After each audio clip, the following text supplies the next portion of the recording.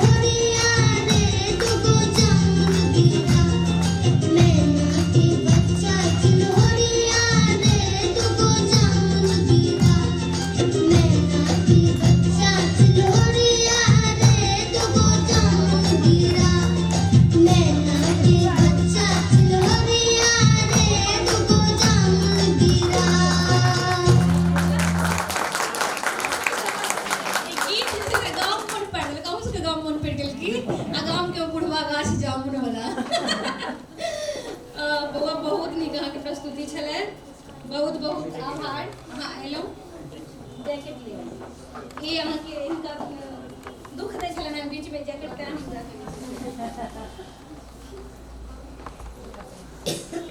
बहुत नीक भाव्या अहाँ दुनू गीत गायन लऽ कऽ अपन तैयार हो आर्याश्री भाव्याश्री ई कार्यक्रम जे छै से आदरणीय वैद्यनाथ सरके नेतृत्वमे भऽ रहल छै सर साहित्य अकादमी पुरस्कृत छथि बाल साहित्य बाल किताबके लऽ कऽ खिस्सा सुनू बाओ सर कहाँ छथिन